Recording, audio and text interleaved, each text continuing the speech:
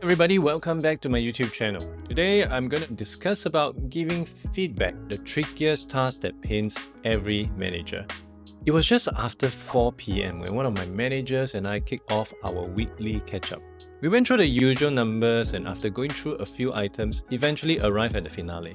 Me letting her know a behavioral issue a couple of her subordinates expressed discomfort with. You see, she has this habit of whispering at parts of a conversation. And when she does that with others, those not involved in the conversation became uncomfortable. Some get the impression she may be saying bad things behind their back, even though she isn't. Now that feedback appears well accepted and delivered in my opinion, and we continue to cover a couple of other issues. I was thinking to myself, okay, I'm on track to knock off at 6 p.m. to grab an early dinner with the family. And then things went south. Returning to the feedback I gave her, her face tensed up, her voice got louder and her eyes watered up. She felt that it was unjustified, that her contribution wasn't recognized. And before I knew it, I spent another hour making sure she was alright. If you think dealing with people is tough, wait until you need to give them feedback. So, is feedback really that difficult? But come to think about it, delivering feedback isn't really tough.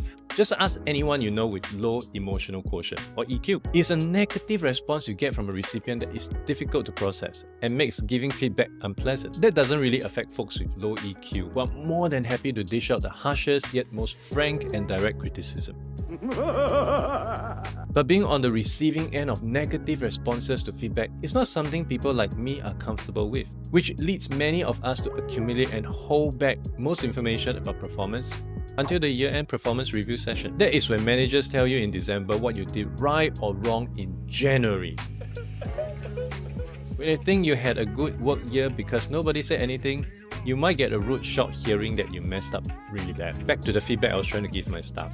In honesty, I had observed her habit of whispering before others brought it to my attention. I also found a little uncomforting, but I did what lazy managers would do. I ignored it. If I had just pulled her aside and told her about this when it first began, or at the point when she was doing it, her reaction might be more tempered. This and many other episodes in life have taught me that feedback, just like vitamins, are best given in micro doses frequently and when you need it the most. And the company performance management structure should encourage that by firstly doing away with annual performance reviews because it motivates managers to kick the can down the road. Forward-looking companies like Adobe have already retired performance reviews. Adobe replaced theirs with check-in, a performance management approach that prioritizes an ongoing process of feedback and dialogues between managers and employees. I can already hear the angry cries of protest from companies that don't possess the financials like Adobe to reinvent performance reviews. But one doesn't have to look far to make use of HR tech platforms such as EngageRocket, Synergita or Self-Driven to enable more frequent check-ins between employees and their managers. At the end of the day, having an effective feedback system might boil down to attitudes. This includes having the acumen and grace in allowing and aiding your people to outshine you.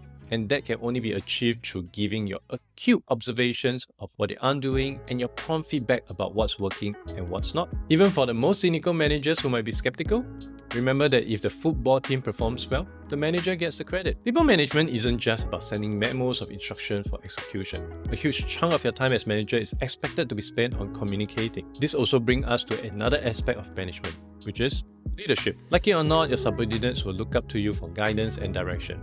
And as a leader within the organization, it's incumbent on you to think about how to enhance the talent you have in your organization at various junctures.